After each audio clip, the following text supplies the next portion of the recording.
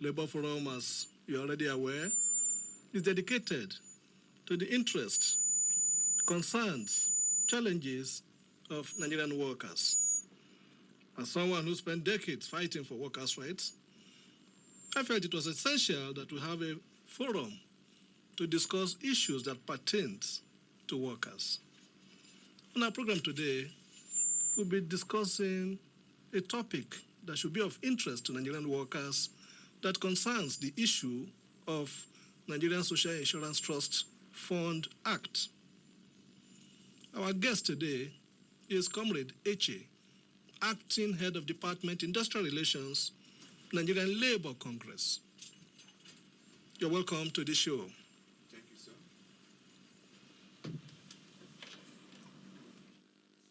You're welcome to the show. My esteemed listeners. Okay. Yes. Last week, I think the Congress came up with a communique that,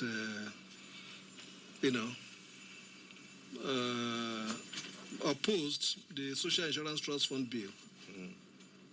Can you briefly explain what exactly is the Nigerian Social Security Trust Fund is all about? What it aims to achieve, and how is it different from the current Nigerian Social Insurance Trust Fund Act? Okay, well, the proposed Nigeria Social Security Trust Fund, NSSFT bill, was recently put together by members of the National Assembly who thought they needed to improvise on the already existing act.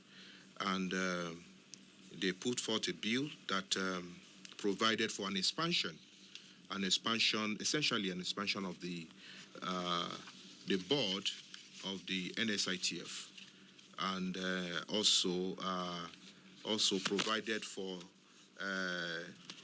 certain kinds of lines of authority in terms of approvals for certain expenditures that concerns the funds that accrue to the fund. And the Nigeria Labour Congress had to make a response to the key elements of that bill, which we felt was anomalous with the spirit of the NISITF Act. We believe that there were a number of incongruous elements that were imported into this bill that would frustrate the very purpose and objectives for setting up the NSITF, and which would be detrimental to the interests of workers. So we'll still go into the details of some of the recommendations or some of the aspects of the bills that the NLC felt strongly about that will undermine the interests of workers. So based on these interests and based on what we felt should be the position of a labor center like the NLC, that was why we raised the objections that we raised. Yes, and you described the proposed bill as anti-workers. Yes. And it's a declaration of war against Nigerian workers. Absolutely. So what specific provisions or intentions of the bill that, elicited such strong reaction from Labour? Okay, the proposed bill, the NSSFT bill, proposes to establish a governing board which we believe dangerously dilutes equitable representation by all the social partners, government, workers' organizations, and employers' organizations. In the current act, the ECA 2010, that's the Employee Compensation Act 2010, establishes a management board with strong representation from key stakeholders, which includes government, employers of labor, and employers of the working people.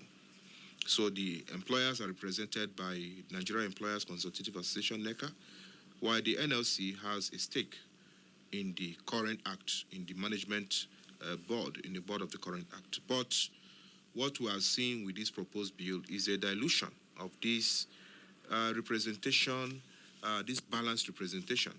If you will agree with me that even in the ILO is a unique agency, syndicated agency of the United Nations, and actually the first.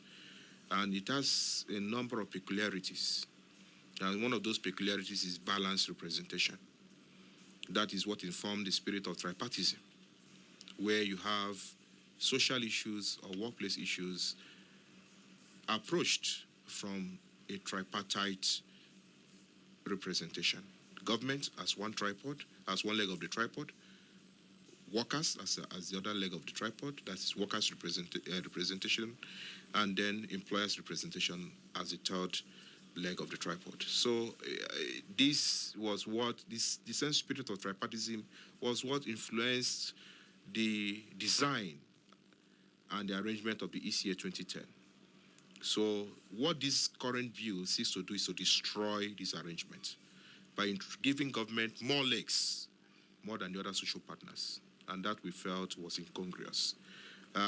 Specifically, this bill that is being proposed to the National Assembly seeks to add to the government other positions, including representation from the Federal Ministry of Labor, further representation from governors of states, and chairmen of local governments. So when you put all that together, you find out that this would outcrowd organized labor and also organized employers. So that would be, we felt that this would give government the opportunity to take decisions unilaterally to the detriment of workers. That is why we described the proposed bill as anti-workers, because it will give government the leverage to do as they seem, because they have majority on the board that controls the affairs of this very important institution, labor market institution. So that was why the NLC came out to reject this bill as toxic to the interests of workers. Yes, still on the issue of the statement issued by the Congress, you said there were elements within the state apparatus trying to plunder the collective wealth of the working class. Could you break this down for us? Yes, this is very, very important. It is important in the sense that we need to look at the whole arrangement, the whole idea of the Employee Compensation Act. It's part of social protection measures put in place to advance the interests of the workers and to protect his or her interest. In the workplace is fraught with a lot of dangers, it's fraught with a lot of hazards, fraught with a lot of issues, and therefore it's important. The worker is at the heart of those dangers. So it is important to protect the worker. That was the whole essence of putting in place the ECA, which formerly was the WCA, the Workmen Compensation Act. But the need to improve it and further safeguard the interests of the worker was what gave rise to the improvising of the sections of the WCA that then gave us the ECA. So the whole essence is that a worker gets compensation when he or she is injured at work, when he or she suffers disability as a result of the carrying out of functions, his or her functions at work, also when he or she contracts disease in the process of work, and also in the case of death. All of these things are all covered under the ECA, and the essence is that employers, organizations, all employers are mandated by this act to contribute a minimum. The word is a minimum of 1% of their total the remuneration, their payroll, what they pay to workers. 1% of it should go to this fund. And beyond, over time, it has been established that these social protection measures are not just meant for the worker. It also stabilizes society. It can also act as a stabilization fund for the entire economy. Many countries have actually developed their societies using some of these mechanisms. So it is actually a further ways in which workers contribute to national development. So it's not just about protecting the worker, it also acts as an economic wage or hedge, to further improve the economy. I remember the case of Singapore. Singapore used their own provident fund, what they call National Provident Fund, which they christened the Central Provident Fund, CPF. They used it to develop their economy because this is a way of domestic financial resource mobilization for the state. And the state, when it gathers this pool of money, invest this money in low-risk businesses, treasury bonds and bills and all of that, in order to be able to, add value to it, and also use it to invest in key sectors of the economy, thereby boosting the economy. So this is, apart from ensuring coverage for workers, ensuring protection, it also enhances the economy. So when we have a situation where government wants to use these funds in a way that the objectives of setting up the fund does not permit, everybody should be concerned. And that starts with tilting, control, because whoever plays the piper dictates the tune. So when you now begin to change the structure of the management of the fund to give yourself undue advantage, it means that something else is in the offing. And that is what the Nigerian Labour Congress is raising alarm, that this is detrimental, not just to the interest of workers, but even for the economy. We have had a lot of situations where government has mismanaged public funds, where government has used public funds for reasons for which they were not meant to be used. A lot of such cases are bound. And what Nigerian Labour Congress is saying is that we will not allow the funds put under the ECA to go that way, that there must be judicious oversight over the way that the funds, which are workers' money, this is workers' money, the way it is managed, workers must have a strong voice in determining how these funds are spent. Okay. The implication of what you are saying now is that the bill has proposed that workers will lose their control. Yes. That issue of transparency and all that will no longer be within the purview of labor. Absolutely. So, how do you now streamline the administration? What does the NLC see as very dangerous rather than reformative that the government intends to do? Well, what we are saying is that we must go back to what was prescribed under the ECA 2010. It represents, it looks very close to the whole idea of tripartism. Even in ILO representation at the global level, it is 2 to 1 to 1. Government takes ratio of 2, labor takes ratio of 1, and then employers take ratio of 1. That is the structure of tripartism that we know. And why government is giving 2 is because government is sovereignty. But that is also balanced because workers, the other partners, they also have equal representation. So the tripod is balanced. So when you now begin to put more legs to your side, it means you have an uneven system. And whenever you have an uneven pot, what happens? The pot will collapse. And the pot of soup will fall to the ground. We are saying this pot of soup that contains workers, workers' meat, workers' fish, workers' maggi, inside it, we will not allow it to fall to the ground. By allowing for this kind of distortion in the management and oversight of the funds of the ECA. So I don't know what is the, where this, all of this is intended to achieve. But clearly there is mischief. When one party now begins to say, I want to have more control. Why? It simply tells you that there is an agenda to control, and this kind of agenda to control, we are sure it is not in the best interest of workers, and that is why the NLC has come out to reject this. And it's also important to point out about what I will refer to as an architecture of hypocrisy. Just like I had earlier explained, these workers are workers' contributions. They are made at the behest of workers to protect them from unforeseen uncertainties in the workplace. And therefore, it also goes to the heart of the place of a worker in production. A worker, labor is at the heart of production. Without labor, there's no production. That's why we say the labor creates the wealth.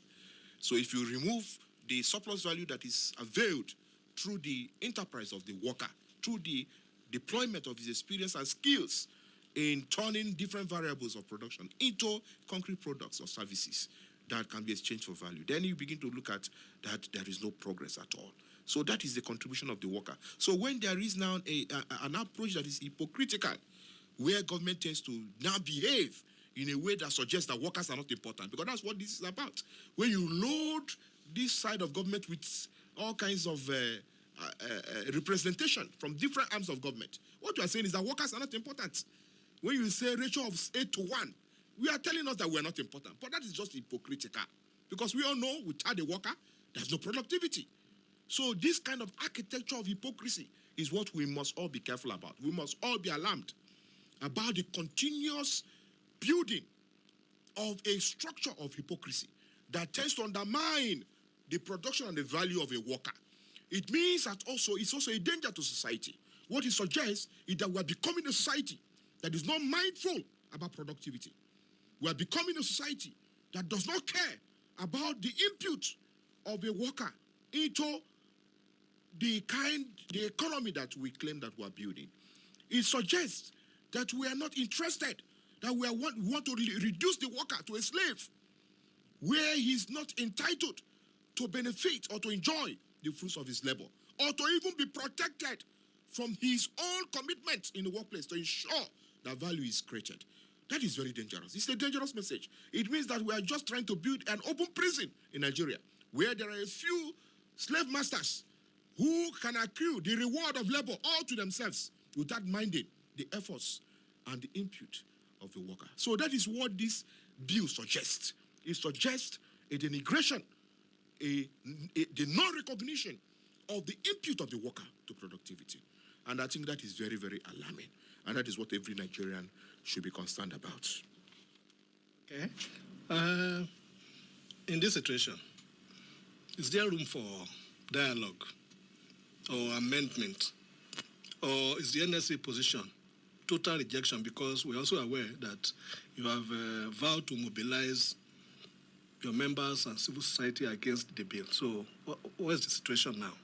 Yes, we with the NLC we deploy what we're good at, which is the people.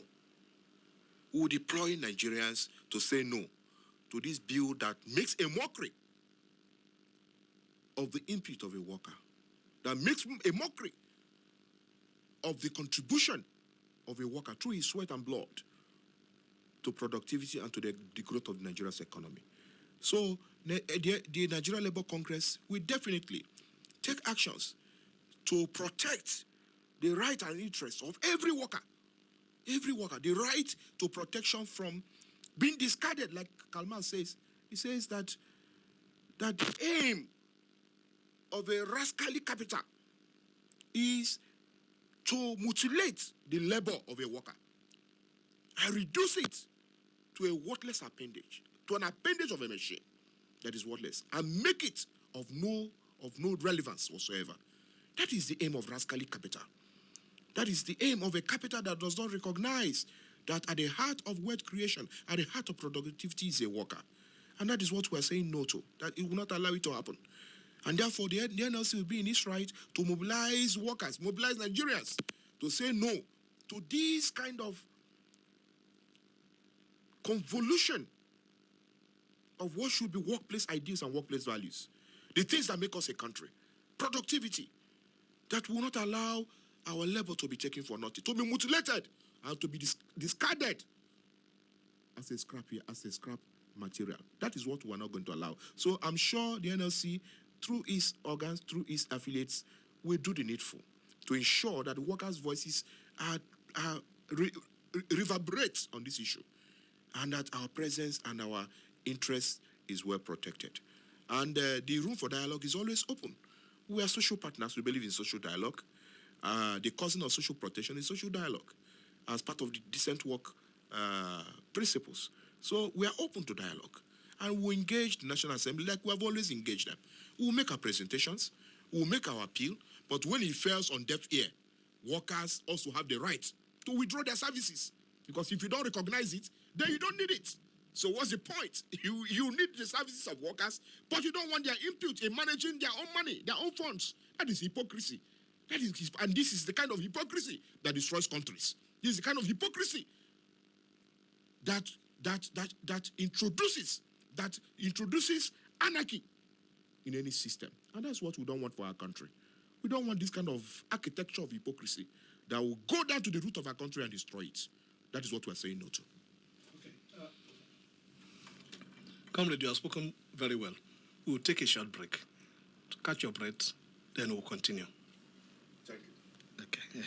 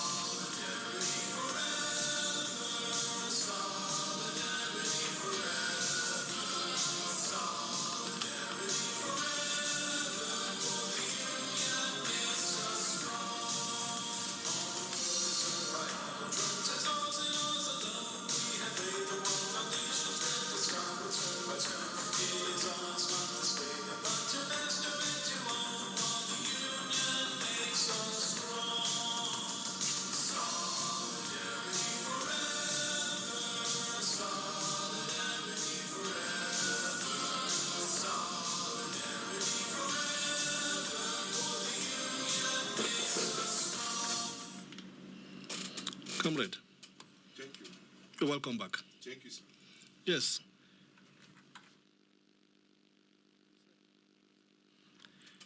You said that you always you're open to dialogue. Yes. Has there been any consultation with the lawmakers, the members of the National Assembly? Has there been any consultation? Because I know in issues like this, they may be talking of public hearing and all that. But before that, any consultation with the members of the National Assembly?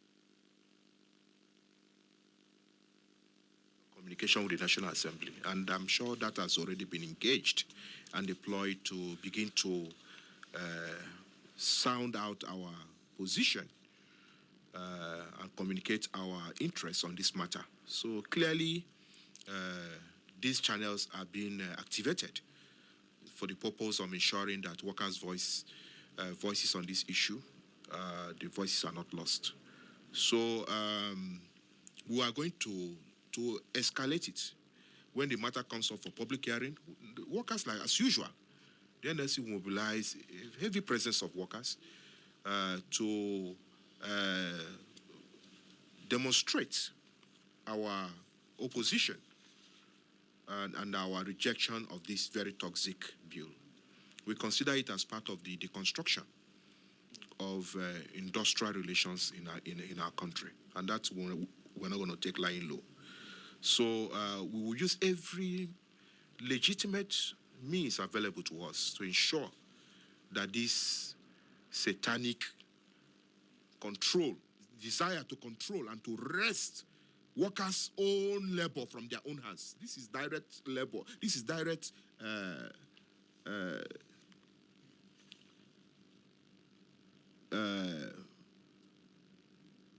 value generated by workers, and will not allow it to be taken away from our hands. So the Nigerian Labour Congress will offer leadership and will ensure adequate representation at the level of public hearings when it comes up to. But I just hope that this bill is withdrawn even before it gets to a public hearing, because it is really provocative. Because I don't know what is the whole idea.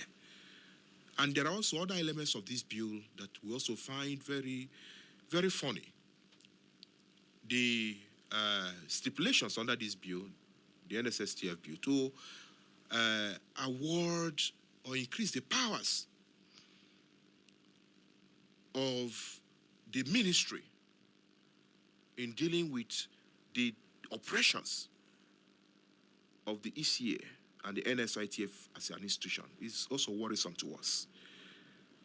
The desire or the plantations in the bill that will wrestle, that will take away the board autonomy of this important institution and place it at the behest of the Ministry of Labour. That is also very problematic. That has a dossier of government. So that also tells you the whole idea about this new bill. It was not meant to serve public good. It's not meant to advance the interests of workers. It's not meant to even advance the interests of society itself. It's meant to redistribute wealth to a particular section of society. And this section of society, unfortunately, has taken a lot already. Has taken a lot. Through bogus salaries, bogus allowances, all kinds of entitlements, you know. And then the worker is suffering. And then when workers from their own toil and sweat have been able to, the law has provided them some kind of coverage, some kind of social protection. And you also want to go and capture it. We won't allow state capture. We won't allow state capture of the ECA. We won't allow it. So our demands, our positions are very clear. When we go to the public hearing or in our communication with the National Assembly, our position is to say that the tripartite structure of the existing management board under the ECA must be preserved and strengthened. That is our position. The core of the fund's governance must remain with equal representation as it was under the Act between government, employers' organizations, and workers' organizations. It must be, the sacrosanct of that must be respected. We also would demand, instead of withdrawing, taking away from workers, it should be even enhanced. Because as it is almost looking like it's not even too equal. And now you are even making it more uneven. That is immoral. So what we are demanding is that increase, instead of taking away or increasing government, increase that of workers, because the fund is about workers. You need to respect that. Government needs to respect that. And this fund is about workers. Workers must have an interest in the way their own funds are managed. So what are we saying? Instead of increasing the representation available to government, increase that of workers. Because the fund is their fund. The money is for them. And they need to have a strong oversight over how this money is used. We're also saying that there are safeguards in the ECA that must be strengthened. We need to maintain those safeguards, including the need for an independent investment committee, because the way the funds are utilized in order to accrue value to the fund is also important to us. And we are saying that workers should also be represented in such a committee. The committee must be independent. We need to know where the money is being plowed to, not into phony ventures that would that ends up enriching personal pockets and not bringing value to workers. This is something that we're also very careful about. And of course, like I said, ministerial control. That is what we're opposed to. The board must retain its autonomy, should be able to take decisions in line with the provisions of the Act. And overall, instead of looking at ways of personalizing or appropriating power to one side of the social structure, we should instead be thinking of how do we improvise, how do we improve the current bill, the ECA bill. There are so many things in the bill that are not, there are so many lacunae in the bill. We thought that this kind of bill will be addressing those lacunae, including specifying the amount of money that should accrue to workers who suffer death and injury at work, putting certain benchmarks. Those are the kind of forward thinking we expect from this kind of legislative action. But that is not what we are seeing. So we are calling for the strengthening of the ECA. Instead of weakening it, it should be strengthened. We need to ensure that we tighten the news on recalcitrant employers who are not contributing. Many employers in Nigeria, more than 70%, I'm sure, are not contributing to this bill. We need to strengthen those clauses, including punitive measures against employers who are not contributing because they are committing crime. It's a crime not to contribute to the fund. So we should be able to add this improvising and not to find ways to poach on what is already in the pot. We should, instead of poaching on what is in pot, we should be thinking of making the pot bigger so that more workers can be protected, if truly we have patriotic leaders presiding over our affairs. Okay.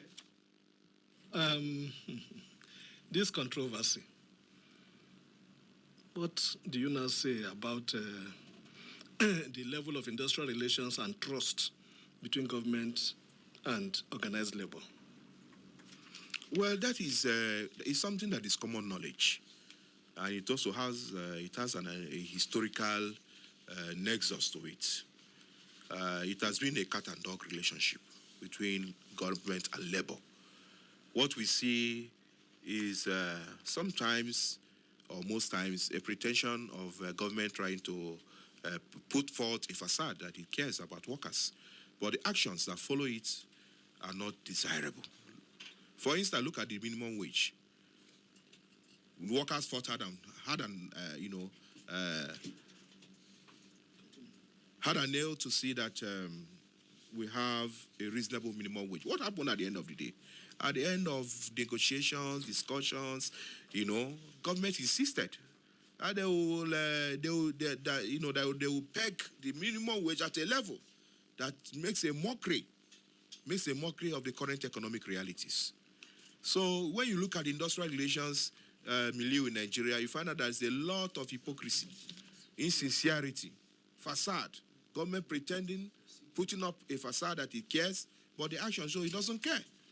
When government signs agreements with workers, and government reneges on those agreements, and then when workers write several times to say no, that this is not what we agreed, and after several communications, government doesn't respond. Workers, when they are pushed to the wall and they resort to strike, government will say no work, no pay.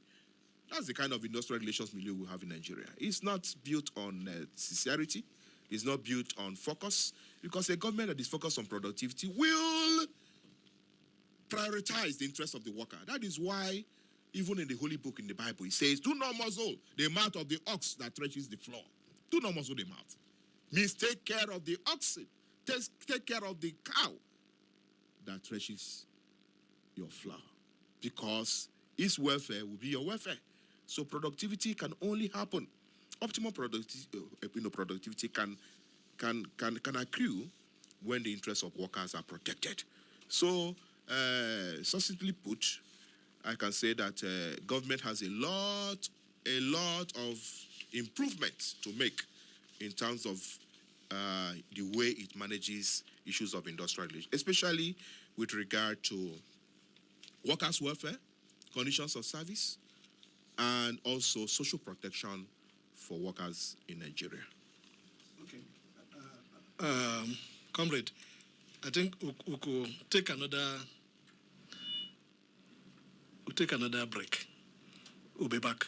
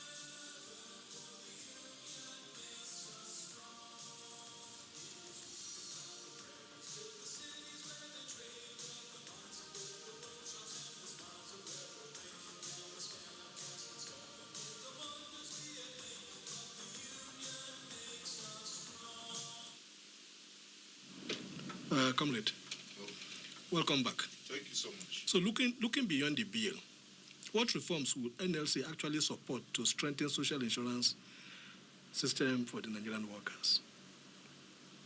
Yes. The reform we'll support is the one that enlarges the pot, not the one that wants to shrink the pot for the advantage of a particular section of the ruling class. That is what we oppose. We want the pot to be enlarged. We want more people to be brought into the net, more employers to make contributions as and when due to the ECA, to the ECF, the Employee Compensation Fund, so that we can have enough to take care of workers. So many workers have lost their limbs, have been severely injured, they also died and contracted all kinds of sicknesses in the place of work, and they are not taken care of. Once such mishap happens, you find out the employers will just send them away. We have a lot of such instances, a lot of such cases, without compensation, without rehabilitation, without any form of care. So you see a lot of industrial brigadage in that respect. So that is what this kind of fund is meant to take care of. So we want to see this pot enlarged, we want to see more contributions made, and we want to see quality representation. In fact, we demand to have the quota given to workers or workers' organizations to be increased, because the fund is meant for workers. We don't know what government is doing, loading the place with government appointees or government representatives, when the matter is about workers. So it actually defeats the purpose of the fund, the setting up the fund. So, and it talks to disrespect to the contribution of workers, like I earlier said. So we want to see this fund, the ECA, improved in a way that more funds come in, because it's for the good of the economy. When these funds come in, it starts like a stabilization fund. It also helps government to avoid excessive foreign borrowing, because then you have local mobilization of funds to deal with developmental projects in a sustainable manner. So it is to the advantage of government that these funds, not just the employee compensation fund, but also even the pension funds are well managed, because they serve as shock absorbers to the economy. They also serve as a leverage whereby we can actually use to achieve some of our developmental objectives. So it is very important that this fund is preserved, that any kind of interest that tend to compromise the objectives of the fund, that such is totally rejected. I would also want to see proper investment with oversight from workers. There's a saying that if we're not on the table, then we'll be in the menu. If workers are not overseeing how their funds are used, most clearly it will be used for the wrong purpose. And there'll be nobody to say, no, this is not what was stated in the act or what this fund was meant to achieve. So it is important that even in the investment deployment of the use of the funds, in terms of investment interest, that workers also have a say in how it is used. You cannot bob our head in our absence. So we must be present. We must also have our eyes firmly fixed on what these funds are used for to ensure judicious use. We want to also to see that certain aspects of the fund that are not clear in the ECA are made clear. We need to find more clarity to the way that these funds are located, what should go to a worker when he's injured, what should be the threshold. Those were some of the things that WCA provided for, but are not captured in the ECA. And those are the kind of improvements we want to see. That there are thresholds. If a worker is injured, you don't just give him. You give him based on, there should be some criteria for which you allocate funds to him. A worker cannot lose an arm and the company gives him 1 million naira. That does not solve any problem. So it should be in relation to the harm or to the injury or to the danger or the mishap suffered by the worker. And then there are also new realities that needs to be included. Some of those realities include the reality of climate change. Climate change is having a terrible effect in the workplace. Heat stress. There's a report 2021 by the ILO that says 1 million workers died because of heat stress. I'm sure no employment compensation captured that, because it will be diagnosed under several kinds of things. It may not even be captured. But empirically, it was recorded. 2021, 1 million workers died of heat stress. And it's becoming even more pernicious, because every year, the annual average temperature keeps increasing because of climate change. And who is taking stock of that? Workers operate in factories where emissions happen. That's why we say in climate change that the workplace is the centerpiece of climate action, because all the issues are all in the workplace. Emissions, processing of chemicals. There are some chemicals they call forever chemicals that are even more dangerous, more lethal and dangerous than the so-called CO2. So these things are things that workers come in contact with daily in the course of production and productivity. So who takes care of that? All these things constitute dangers. The working conditions that workers have in their workplaces, all these things, they need to be reviewed. The Factories Act, we need to have, there are things that are ancillary to the ECA. How do we strengthen inspection, factory inspection, workplace inspection, labor inspection? How do we make sure that these things are strengthened in a way that preserves and promotes the health and the livelihood of the worker? So those are the kind of improvements we should be hearing, and not the scramble. This scramble for the pot, for the meat and the fish in the pot is unnecessary. We should be thinking of how to make this pot sweeter, how to make this pot bigger, how to make this pot serve the interests of the worker. That's what our legislators, if they are really for the people, that's what they should be thinking about. Yes, comrade, if you have an opportunity of a face-to-face interaction with the National Assembly directly, in one word, what would be your appeal on this issue, on this bill? I would say, please, if this bill comes before you, kill it. Kill it. Kill it.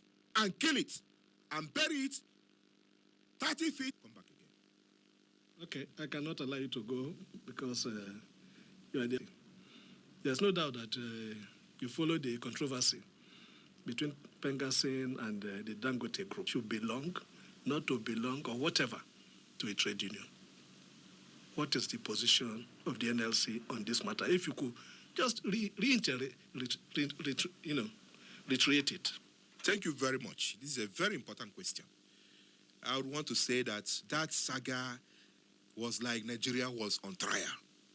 It was like a trial of the soul of our country. And all the views that were expressed during that saga reflects the health. It was a health check on the sanctity of our country and the sanity in our society.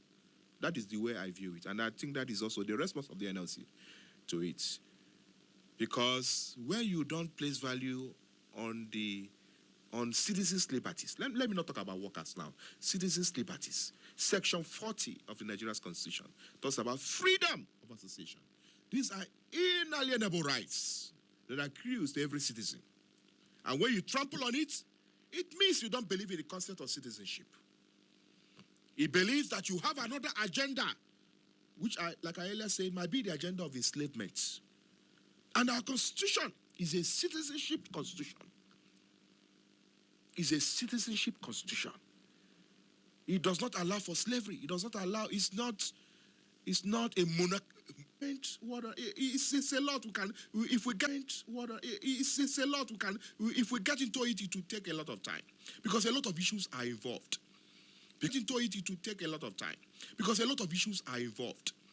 Because in ending the First World War, that is what they call the Versailles Treaty. When they were examining the causes of the First World War and how to stop such wars, given the calamity it brought on humanity, it was agreed that the interest of workers is very paramount, because it was noted that acrimony and tension in the workplace, all of that, combined as causative factors to the First World War. That discontent in the workplace was part of the reasons for the First World War. And he said, to deal with that, we cannot solve this problem militarily. We must look at the industrial aspect of it. And therefore, the Versailles Treaty set forth principles to say that there must be some kind of industrial relations that respects the right of the worker in order to ease the tension in society. You must respect the right of the worker. So when people say worker has no right to join associations of their own choosing, in negation of the principles and the prescription, it tries to tell you that people are trying to be anarchical. They are trying to return us to the First World War. They are trying to set the society on fire. That's what they are trying to do. And it's very disappointing that many people could not see through this. That you can denigrate the right of a worker, of a citizen, and it is okay. You can say a citizen cannot join a union of their choice, and you think it is okay. And Nigerians are not mindful of the dangerous precedents that we're creating. I think the NLC has made a very profound statement on that, that says that if our country must move forward, the right of every citizen must be sacrosanct. The right to freedom of association is at the heart of our constitution, constitutional democracy. And therefore, every noble citizen, every responsible Nigerian must be able to rise and defend it. Because once it is gone, we are nothing more than slaves. It's not just about workers. It's about you who think we are even an employer. Even your own right to join an association and do business. Because it's within that right that businesses can thrive. It's within those rights that enterprises can thrive. But when it is taken away, every other thing goes south. And therefore, it's very important that this right is protected. You cannot deny a worker the right given to him freely by the Constitution. Otherwise, they go and write their own Constitution. And they'll make the point that Dangote is not Dangote Federal Republic. It's a Dangote business that must respect our laws. Yes, we appreciate the investments made by Dangote. And the Nigerian Labour Congress has stood several times to also defend that company when the tide was against it, in the interest of the population, in the interest of workers. But for the same organization to now come around and begin to do things to undermine the right of workers, it is very, very unfortunate. The Nigerian Labour Congress will continue to champion, despite whatever business interests that exist or government interests that exist, the right of every worker and every citizen to aspire and to enjoy the rights freely given to them by Nigeria's constitution. Thank you. On that very powerful note, I want to thank you, Comrade Eche of the Nigerian Labour Congress, the acting head of industrial relations. You have spoken very authoritatively, convincingly. We thank you for your time. Thank you, sir. Listeners and lovers of Labour Forum, that has been our program for this week. We're also using this opportunity to call on the sponsors of what the NLC has described as anti-workers bill, the attempt to amend the National Social Insurance Trust Fund Act. We are giving you an opportunity, a right of reply. Come to Citizen Radio 93.7 FM here in Abuja to come and give your own perspective on this bill. Because as members of the National Assembly, your job should be in the interest of the Nigerian workers. Until we come your way again next week on the same program, Labour Forum, on 93.7 FM Abuja, my name is Anthony Oragmo. Bye for now.